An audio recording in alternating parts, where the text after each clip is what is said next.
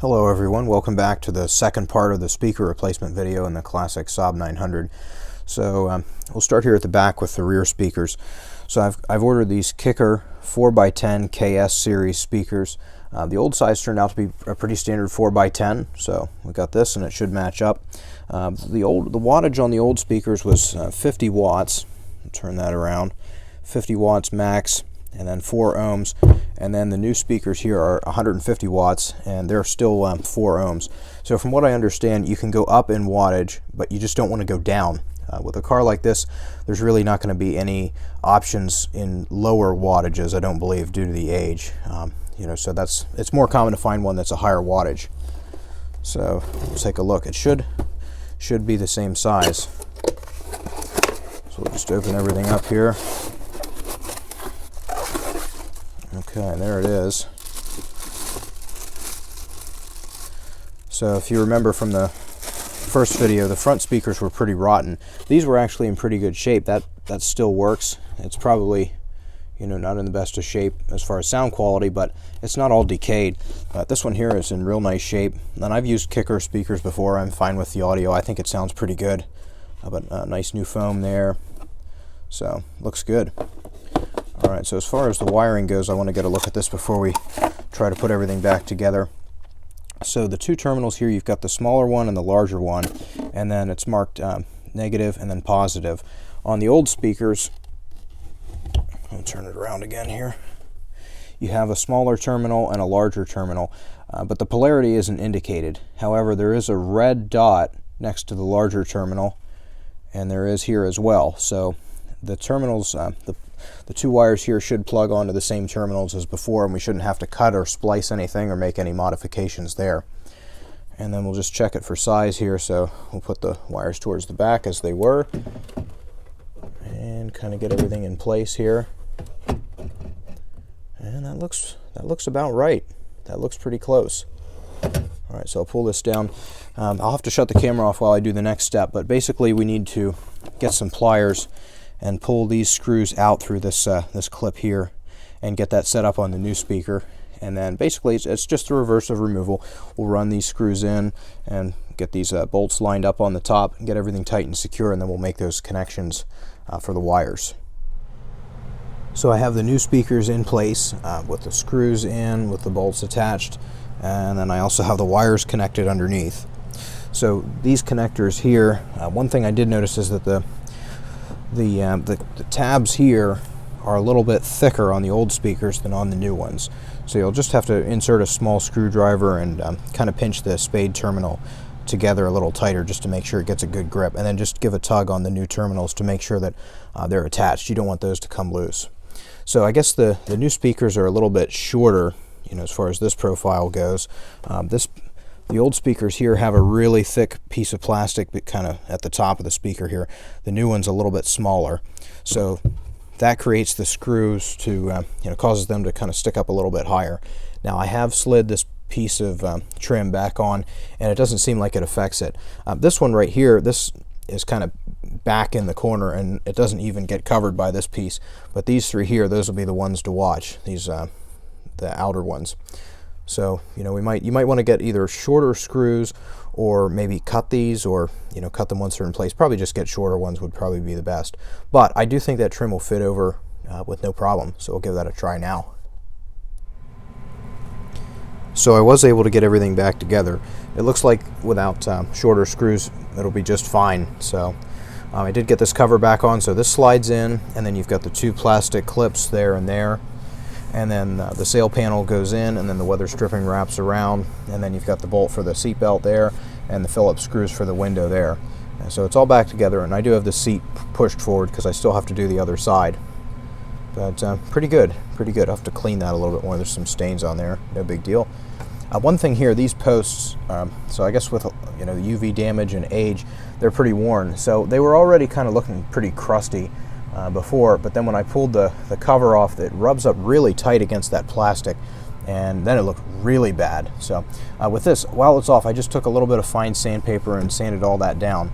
So that's kind of halfway. I think I'll hit it with some more sandpaper and then eventually some polish. But that looked terrible. It doesn't look great, but it looks a little bit better. So All right, we'll do the other side and then move on to the front. Hello everyone, welcome back to my channel. So today I'll be finishing up the speakers. So I've got the, if you haven't watched the first video, I've got all the old speakers out and the new ones in the back are installed. So we just have to wrap up the front. So here's the old speaker kind of disassembled. This is the main speaker, which I have out of these clips. We went over that before. And I do have this extra little speaker here disassembled. I think that was a tweeter. So here's my plan on this. We're going to be abandoning this. I don't think that's really going to be worth it. So I'm going to end up probably just cutting these wires back, and then we will put these screws back in through the top. So from the outside it'll look just like it did before, but this speaker will handle, well, the one that will replace this will handle all the sound up front. So just like the back, I've gone with these Kicker KS series. I believe they're KS. Yes, yeah, they are. So these are 4-inch speakers. The backs were 4x10s, so it's pretty simple, 4 and 4x10. So that's pretty nice. So I've got this kind of set up here on the other one. So the speaker kind of fits. If these holes were a little bit bigger, the speaker would fit a little bit nicer over these posts. So I do have a unibit. I think I'll try to pull this out, back out, and then drill these slots a little bit wider and see what happens. And then as far as the old one goes, there's this plug here, which is kind of, you know, that's kind of a specialty plug for the car. So I could cut the wires in the car, but what I'd rather do, since this is eventually going to get thrown away anyway, I'm going to cut this and couple this to the new wire here. So that way, if for some reason anybody would want to go in with something original, I don't know why they would, but it'll be there. I don't like making permanent modifications to a vehicle unless I absolutely have to. So we'll do that. So let me drill that out and figure out this. So, and again, I'm hoping that the wire with the black stripe is the same here, and that's going to be our positive. So if not, I'm just going to check this out first. I'll hook it up to the car and just make sure that that's correct and verify that. So let me check that, and I'll be right back. So I've done a couple things. So first, I did try to drill out these posts. That didn't go very well. You kind of need to, you don't need to widen it, you just kind of need to have it go further back into the speaker. So that didn't work real well, but I'm going to just leave it. I think it'll be fine. They're kind of aligned on the posts. They're not going anywhere. It's actually really sturdy. You'll have to take my word for it. I do have this speaker back in, just with the wires cut. There are two little nubs on the back of this, on the magnet here, this big metal part, that kind of line up with the other side. So that's kind of how everything gets lined up there. So this is all clipped in. This one's abandoned.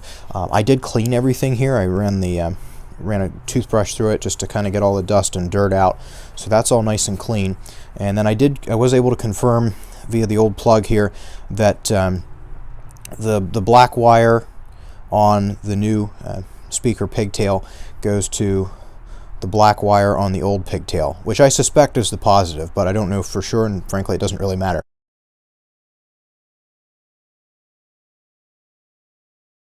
So I'll get this crimped together, and then this will be ready to go back in the car. So let me do that, and I'll be back in a minute.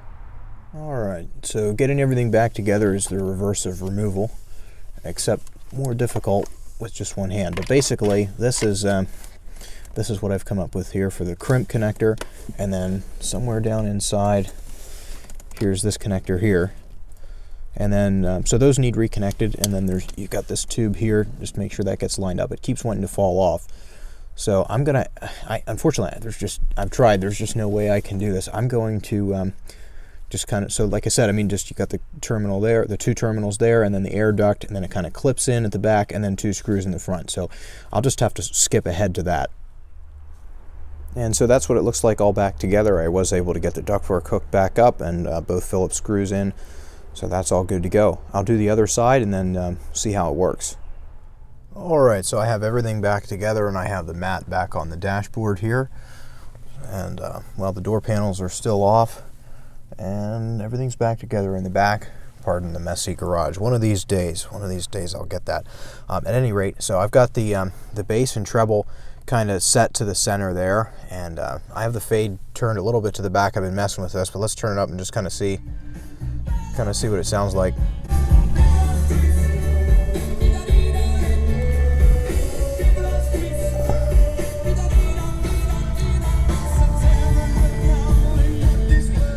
So I'm not sure what that sounds like with this microphone, but at any rate, it's pretty balanced.